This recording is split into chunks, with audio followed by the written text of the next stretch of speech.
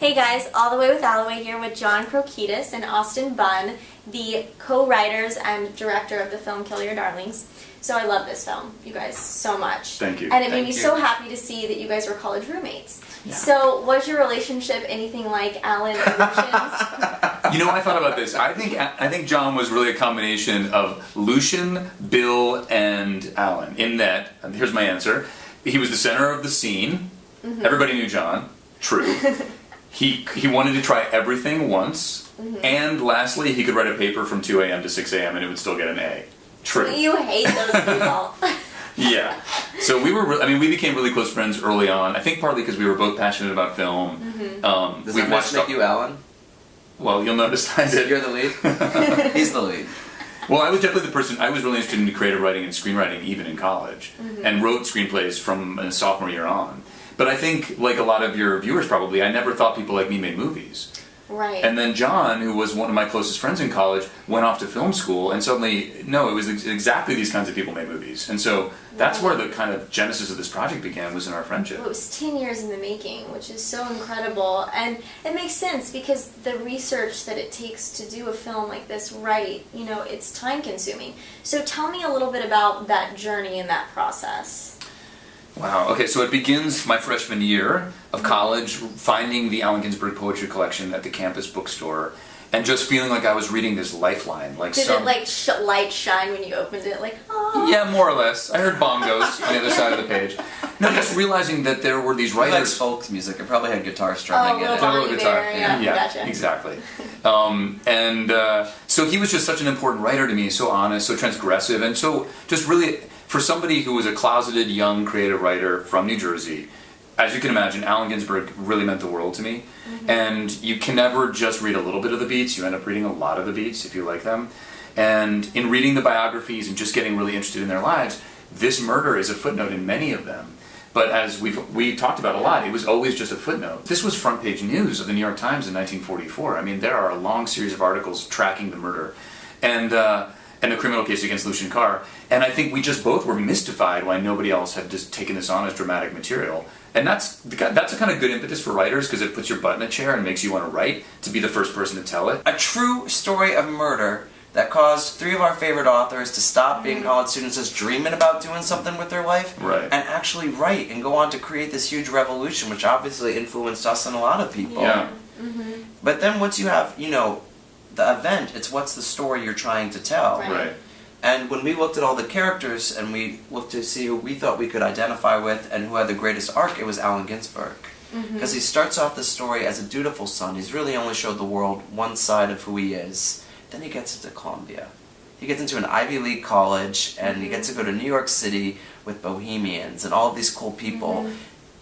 And by the end of the movie, he's found his own voice. He's announced himself as an artist. And we realized everyone can relate to this. We've all left home for the first time. We've all struggled to go to our first party and feel cool, and fall in love for the first time, and struggle to find out who we are. And we thought that story about the birth of an artist was something that meant so much to us, just as beginning off in our creative careers, but also that other people could relate to. Your cast, I mean, Dane, DeHaan, Daniel Radcliffe, Michael C. Hall, they're all fantastic. So, being this is your first film, I mean, how did you get them on board? In Killer Films, which Did Boys Don't Cry produced. So how did you lock in those people? All of a sudden, the first real amazing professional moment in my life, Christine Vachon flew out here to Los Angeles to meet with me and convince me that she should produce this movie. Don't we all want that? Every filmmaker, writer out there, that's fantastic. But I've had my struggles. There was another film I was trying to put together that almost made it to production, only to have the financing fall apart. I realized looking back at my friends from film school, and the ones that, are successful, it's talent for sure, but it's persistence. It's being able to know that when the next morning after everything falls apart, that you got to get back on the phones and start making phone calls again, and that it'll be one call on a random Wednesday will all of a sudden change your life. And that's so much you, John. I mean, you just would not give up. I mean, there were many times when I thought, oh, this will never happen. It's a total pipe dream. But then John would call me and say, oh, actually, I just had a meeting with Daniel Radcliffe. I don't know, he seems interested. Michael C. Hall returned my phone call, and I thought, I cannot believe this. This little, pebble is turning into a snowball, is turning into an avalanche. I mean, the truth is, they really responded to the script. first and You foremost. mentioned earlier in the press conference today something that Michael taught you about directing, which I thought that was very eloquent, if you mind sharing it again. Absolutely.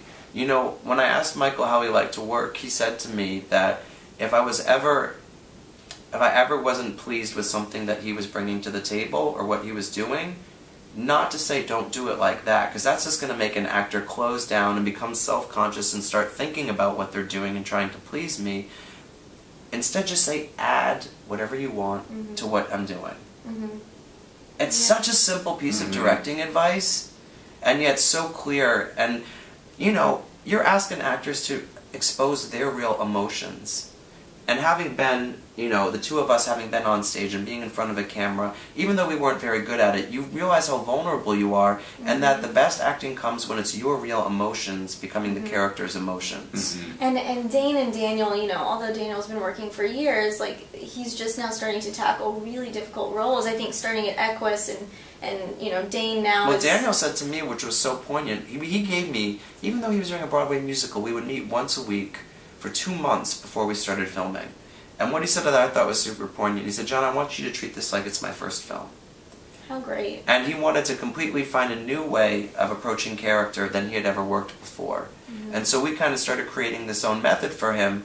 And the flip side of that, though, is it allowed me to be vulnerable and say to him, Dan, I'm directing a movie in a month. What the hell am I getting myself into? And he gave me directing advice and directing tips, because I mean, he's working with how many great directors? Right. And so getting to forge that relationship, you know, before we even started rolling, and then Dane came and started working with us early, and the two of them started hanging out and becoming friends, and then we fought to have a rehearsal process on this. Oh, that's great. Being that you guys, you know, you have this script, were there any moments where you had to kill your darlings when you actually got the actors to breathe life into it? Oh yeah. The biggest darlings that I had to kill on this film came in the editing room. Elizabeth Olsen's role is actually much larger in the script, and there were several scenes and she nailed them. She's amazing. She's so amazing, and her chemistry with Jack Huston was so good. And we had written out their relationship to basically mirror and then work against Alan and Lucien's relationship. But when we saw the first cut, it was a movie and a half. Yeah. And in the second half, when the murder became the predominant story that you wanted to follow, test audiences, aka our friends, this was very low budget. Family and friends. But people were getting frustrated and upset every time we left the main story. Yes. And so I'm going to include those scenes. I'm fighting hard to get them on the DVD. So, I'm buying it. So people Sold. can see, because her work was so wonderful. And Ben Foster also had this beautiful scene in which Burroughs opens up and exposes himself for the first time and shows some real emotion. Lucien, and how at times he's a villain, at times he's a parasite, and at times he's a victim. So to you guys, how did you navigate, you know, vacillating between the two and kind of letting the audience decide for themselves? I think the important thing about Lucien Carr is the Beats love their muses. And before Neil Cassidy, there was Lucien Carr. He introduced all three of these guys to each other. Right. He's the one with the idea who said to them, we are going to start a revolution. And he doesn't really get the credit for it. No. Well, It's kind of like a it's secret. after he got out of prison, after he got out of a reformatory, he distanced himself. He kept a relationship with Kerouac and with Burroughs and with Ginsberg, but he removed himself from the historical equation. He asked them not to publish their materials about the murder. He asked them not to put his name on as a credit or dedication to Howell. I mean, so he was trying to erase his place and his footprints kind of in this period. So maybe hopefully the movie will do him justice in a way. Congrats on the film. Thank you so much. It opens October 16th.